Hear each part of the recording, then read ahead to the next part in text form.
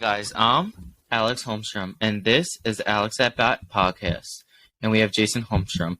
When it comes to anything to do with current, athletic, throwback, or current sports news, we will always be at bat. In today's episode, we will discuss NFL free agency moves/trades and the NFL draft, and some news about the NBA MVP race. Next up. So we're going to go between the NFL tonight and the NBA. But we're going to start, as you mentioned, with the NFL, with free agency / trades that went down since the last time we spoke. What happened this week? Fill us into some big free agency / trade moves. So especially the one that happened late last night was the Lions signing C.J. Gardner-Johnson to a 1-year deal, and I believe it was $8 million. I definitely feel like the Lions have been really aggressive this year in free agency. They signed a lot of key players to help their team do well during the season. They've impressed me a lot this year in free agency. And also we had some other news that was really interesting. Hold on a second. Before you jump away from the Lions, I had read a headline, and I was curious to get your input on it because, honestly, I didn't read the article. But I read this headline where there was a wide receiver, really good wide receiver that plays for the Lions. Amon-Ra St. Brown? Maybe. But is he the best receiver they got? I mean, he wears number 14, but I think now since it looks like DJ Chark, their other receivers, I believe, so I think he's definitely going to have a big year again. Okay, because maybe it's the guy that's leaving. Whoever it was, there was an offer made by the Lions to that wide receiver, and the wide receiver was quoted as saying that the offer that the Lions gave him was an insult. Gardner Johnson? Oh, no. Sorry, I'm a little lost here. Sorry, sorry to interrupt you. No, I don't know which guy it was. I'm just asking you if you know who is the really good wide receiver that the Lions made an offer to that this guy felt as though it was an insult. Do you know who it was? I didn't hear about that one. Who's leaving the Lions? Is there somebody leaving the Lions? I know there's a receiver who is in the free agency market, and it's DJ Chark, that guy. So I didn't even hear about that one, but I guess my point is like if the Lions are really trying to make moves and they have, they still got Goff at quarterback, right? Yeah. Who has been slowly bringing their team around, putting more wins in the win column the past couple of years. It seems to me like you want to kind of protect your biggest weapons, your biggest assets, especially on the offensive side of the ball, with a guy that I would assume you're expecting big things from. You want to give them the best targets possible. I know that maybe Detroit is a smaller market team. Maybe the money that they're able to offer these guys isn't as impressive. But you don't want guys leaving the team saying that the offers are insults either. I guess it just struck me as, are these guys really serious about improving upon what they got or what? So I don't know. What were you going to say about other moves? So I definitely think that C.J. Gardner-Johnson going to the Detroit Lions is definitely going to help their team, especially with the defensive back. They get an experienced, safety / cornerback, and I definitely think he will work well for that team. Of course, as we like the Eagles, definitely going to, of course, miss him, but good luck to him in Detroit. So I know this is a weird thing to say as well, but I've been a little impressed with what the Dallas Cowboys this year, the moves they are making. They are trading for good players that I think that'll definitely be good trades for their team. Good players for their team, add more skill players, experienced players, and I think that's what Dallas Cowboys need. I don't know, how far they're going to go in the playoffs, but I definitely think that this is definitely a good start for the Cowboys to help Dak Prescott and that Cowboys team hopefully do well this year. And the players that were traded for was Stephon Gilmore. He was the cornerback for the Colts the previous year. He's a really good, experienced player. He won a Super Bowl, I think maybe like two. No, I think he won like one or two with the New England Patriots. So you get that, Super Bowl ring. I definitely think that he's an experience. I think he's still an all right player. I know his age is definitely probably going to start catching up to him sooner or later. But I definitely think that this is definitely going to be helpful for the Dallas Cowboys. And then next up is Brandon Cooks. He played for the Houston Texans last year. How old is he? He's got drafted in 2014 by the New Orleans Saints. He's in his 30s. Yeah. So, I mean, they're older players, but I definitely think that the experience, I guess, they'll at least have him for, those two players for at least a year or two maybe. So, definitely, I guess, help them through those 1 or 2 years, and, they'll move on from there. So, I definitely think that's good news for the Cowboys. And I definitely think some other big free agency moves that most people are probably not talking about is Orlando Brown. He just won a Super Bowl with the Kansas City Chiefs, and he is going to the Bengals.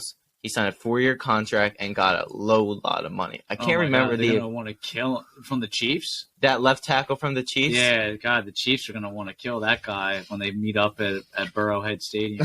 Burrowhead Stadium. Oh my, that's definitely gonna be different. With that Chiefs and Bengals game. I literally talked about it yesterday. I think they're going to become the next rivalry. I think they're going to become a big rivalry, just like the Steelers and Patriots were when Ben Roethlisberger and Tom Brady would always face off. Now it's Joe Burrow and Patrick Mahomes. So you got Orlando Brown going back to Burrowhead Stadium, a.k.a. Arrowhead Stadium. Or I think that's what it's called, Arrowhead Stadium.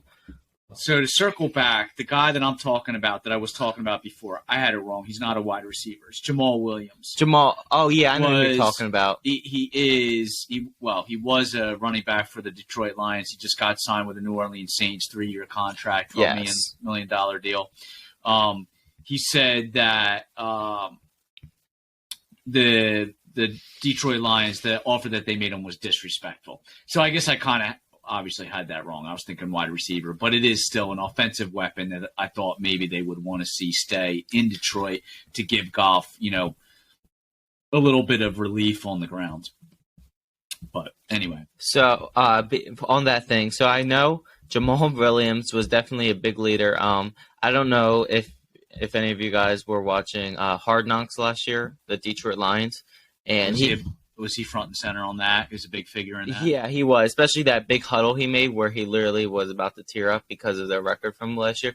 Not like in it, they're just saying like how when you're tired, think about that record, which was like a bad record in 2021. So I definitely think that he was a big leader. So I was surprised really when he went to the Saints. For some reason, I thought after that, man, he must be like really invested in helping this team win. Yeah, it sounded like I was a little surprised. I think he was too. It sounded like he took it a little bit personal.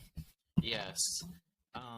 And I also got to say this with the Bengals. I know they got some safety from the Rams, Nick Scott, I believe his name is.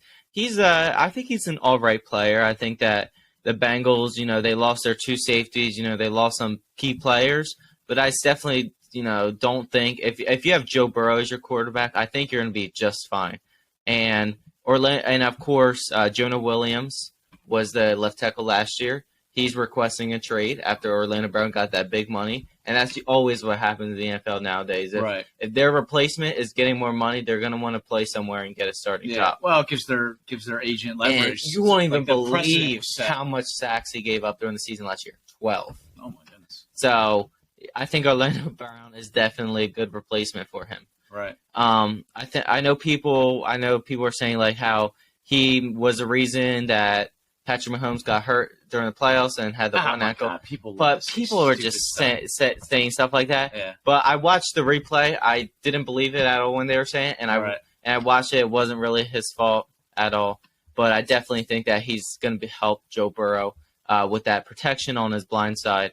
And I definitely think he's a lot better player. I think that Joe Burrow will have somewhat protection now. I think the thing is that they've been doing for the last couple of years now was definitely get a good offensive line for Joe Burrow because he has everything. He has everything he needs. Good receivers. He has a good running back. It's just the offensive line that was kind of holding him. Got to cut down on the sacks, the wear and tear. I mean, yeah, he's a young guy, but he's gonna be aged past his years if he just keeps getting sacked like he does at the rate at which he has over the past couple of years. Yeah, and it's definitely been hard on. He's a great player. You're never in trouble when he's your quarterback. And it's crazy is that there's some players in the league and playing sports, who don't have a great offensive line. They're usually not doing well. But Joe Burrow, he finds a way to make it work. Do you know how many times he got sacked or what his average per game was last year? He's gotten sacked at least one time in every single game last year. I thought for the first few games he was getting sacked like an average of 5 Yeah, 6 and times then a game.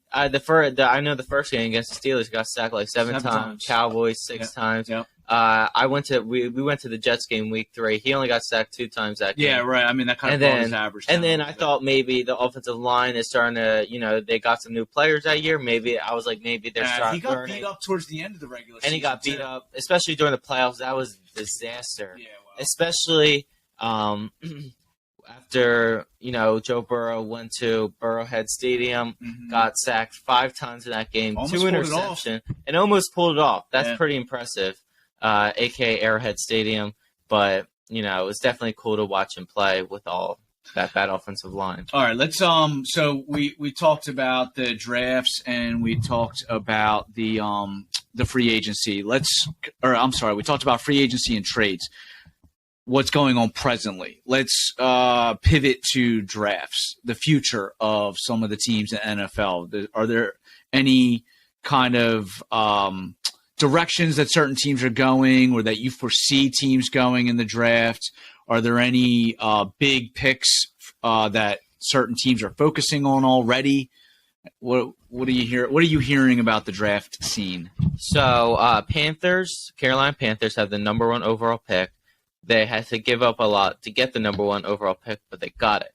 I know they'll definitely probably be looking for a quarterback, and I heard that guy from Ohio State, C.J. Stroud, is a really good player. I think he's probably going to be one of the top quarterbacks off the board. So if the Panthers have a chance, immediate impact, yeah, that's what they were saying. Just scouts and stuff like that. Believe it when I see it. Yeah, so it's just one of those things you believe it when you see it. I don't really know much about his combine, skills and stuff, but I just heard he was a good player in college. I heard he's supposed to be going off the board real quick in the NFL draft. So I think C.J. Stroud maybe could be a good fit for the Carolina Panthers. I know they're looking for a quarterback. So I definitely think that's a good move for them. And then we have the Houston Texans. I think they'll be looking for probably a quarterback as well. I know they have one, but I think they can probably do better. I think they can get a good quarterback. What's going on with the Ravens with Lamar Jackson? Is he gone?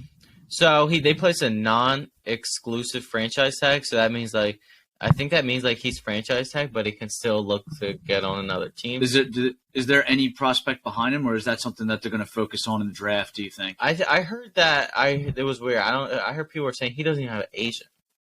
Lamar Jackson doesn't have an agent? I didn't even know that's possible. That's what's great. I thought it wasn't either, and that's probably why they're saying how it's harder for him to find a good. I mean, I've heard deal. UFC fighters not having agents, but I thought once you got into those, NFL, MLB, NHL, you pretty much had to have an agent. Absolutely, and I definitely think the Ravens are definitely. It's looking a little rough for the Ravens right now. I know they lost. I know their one guard. They're definitely people are saying they need to go receiver, whether it's in free agency or the draft. And it just hasn't looked good for the Ravens at all. That whole Lamar Jackson stuff been going on. It just hasn't looked good for the Ravens. Well, maybe they'll pick something up in the draft. Who knows? We'll definitely have to see. It's definitely been hard. I could tell if it's, a Ravens fan having to deal with all of that. And people are saying I was a little skeptical about this Pittsburgh Steelers. They've made some all right moves. I think that I would give their free agency move so far. I would give that maybe like a B, but I think they have. Where are they going in the draft? I don't really know, but that's definitely. Well, what are some of their weaknesses that you could see them addressing? Cornerback, Okay, definitely. Joey Porter Jr. Joey Porter used to play for the Steelers. I don't know if you're aware of that name. I was not aware of that. Yeah, he got drafted. His son now? Yeah, Joey Porter Jr. He declared for this year's draft. Oh, so you're saying the Steelers might actually look People at him? were saying like they should get him, and I think his father he's a good player. Was a cornerback too. No, his father was like outside linebacker / defensive end. He was a big trash talker too. Senior. So yeah, Joey Porter Sr. Senior.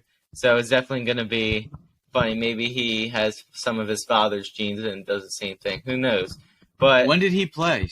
Senior. Joey Porter. How old do you have to be to have his son now in the NFL? Like what era did he come from? Yeah, he was drafted in 1999.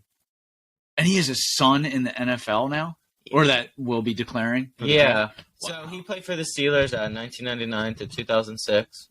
Makes sense. Yeah, and then he won the Super Bowl with the Steelers, so he's definitely experienced of the Super Bowl.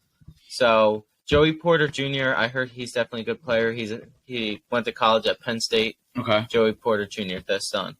So I definitely think that the Steelers maybe could try to attack one. They just lost one of their cornerbacks that went to Lions, Cameron Sutton. If you're a Steelers fan, you'll definitely know who he is. He was a good player for the last 6 seasons, so they'll definitely try to attack a cornerback. I can guarantee they'll definitely try to attack a cornerback in this year's NFL draft.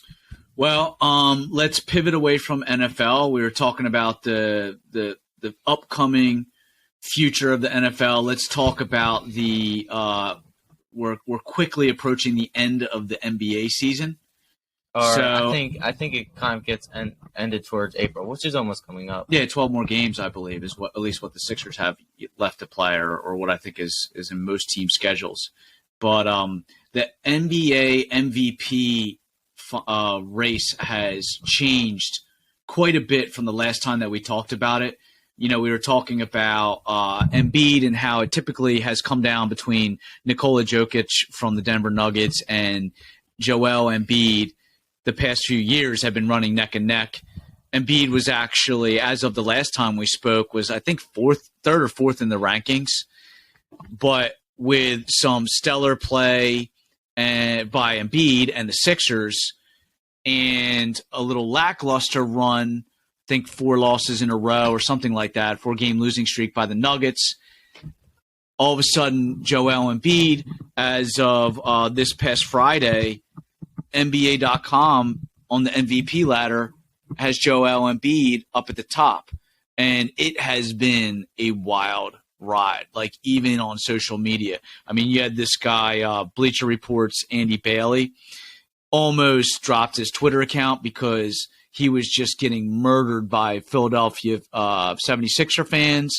You had Kendrick Perkins and J.J. Redick going at it on First Take in regards to how Kendrick Perkins thought the whole MVP thing is loaded and favors players like Jokic, and players like Embiid never had a chance. However, that has definitely changed in the past couple months thanks to some really crazy play. Like I was looking at some of the statistics that I was finding on Deadspin. The big thing is that player efficiency rating, the PER.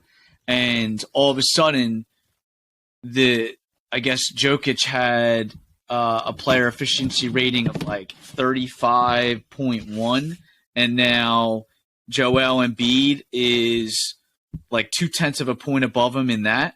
And that player efficiency rating is what actually determines. Oh, here it is. So, where is it? I just had it. Oh, here it is. So Joel Embiid has a PER 31.7, overtaking Nikola Jokic, who's at 31.5. In the past 10 years, dating back to 2014, it's pretty much a guarantee that if you end the season with the highest PER, you do win the MVP, and that goes back almost 10 years now. But I was looking at some of the stuff that he's done towards the end of the season here. Philly's on an 8-game winning streak. Embiid's been outperforming everyone.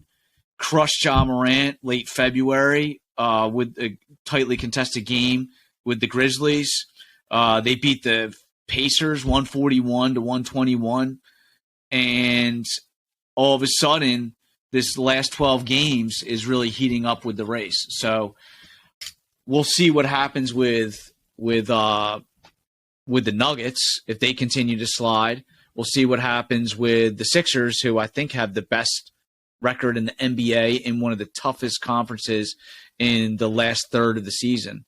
So it should be exciting. We got to watch some more Sixers games to see what actually happens with this thing. Absolutely. So Joe Embiid, Jokic from the Nuggets are both great players. They've been discussed in the MVP race for probably the last couple of years now. Yeah. So I definitely think that Joe Embiid, Jokic, they're always going to be the top dogs in the MVP race. So I definitely like that standing because I think they both deserve it. Yeah, but I think when it comes down to is, Joel Embiid was quoted recently, or maybe it wasn't even recently. It could have been a while ago. He was saying that, he's been doing what he's been doing for a while, never gets the credit as far as the MVP balloting goes, but he says it's like whatever at this point. So, I don't really honestly believe that he feels that way. I believe that he wants the award. I think at this point he's making a very strong case for it. He's peaking at the right time. If the Sixers can manage to close out the season, you okay over there? Yeah. If you can close out the season strong, it's going to be really hard, especially if that PER is higher than Jokic at the end. I think finally we're going to see Embiid with an MVP trophy hoisted over his head at the end of the season. So. Yeah, that'll definitely be a fun one to watch. I definitely think that we got also maybe watch more Nuggets game to find out who's definitely could be good as well. Yeah, and it's not like Giannis or Luka are going away either. No, those guys are still heavily in contention. So we'll have to see how they do. Yeah, and also, I definitely think if there was people talked about, which they don't, talk about the top 5 MVPs. It's obviously going to be all the time discussed about Embiid, Jokic, Giannis. Maybe sometimes, sometimes people put LeBron in there too. And of course, maybe Steph Curry, but we'll see how the MVP race is. I think that it's definitely going to always be a show when we find out who wins it or not. So I'll definitely be interested in finding out who wins the NBA MVP. Since March 8th, the Nuggets have ranked dead last in defensive efficiency. And Jokic hasn't been able to halt the 5. I guess they've lost 5 of their last 6 games. That's just since March 8th. Since December 1st, the 76ers have accumulated the best record in the NBA and been competing in the most challenging division. And then if you look at Embiid's personal statistics, he has been absolutely unguardable. 36.1 point average per game, 62.7% shooting from the field, 8.8 rebounds and 2.3 blocks per game. Jokic's numbers, he has more rebounds, but his points per game pale in comparison. 25 points per game in the same stretch as Embiid has accumulated 36.1. And there is no comparison between Embiid and Jokic, especially since March 8th on the defensive side of the ball either. Embiid's just crushing it. So I guess it's like if you're looking at that trajectory, that's where the argument lies.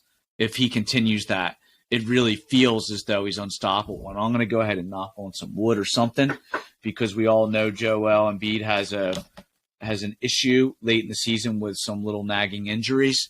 So we'll knock on wood and hopefully it won't jinx him there. But if he continues what he's doing, I think he's in a good spot. And I don't think anybody has much arguing left to do. So definitely agree. So we'll see how that will turn out by the end of the year with Embiid versus Jokic, or the other MVPs that don't get mentioned around the league, with Giannis and stuff like that. So we'll see how that will turn out. That covers our NFL for the week, our NBA for the week. I mean, I'm sure there's more stuff going on in the NBA, but we don't really care about it as Sixers fans. So, why don't you wrap it up for us? So this is the end of our video for the NBA/NFL news of the week. We will see you next episode. Goodbye.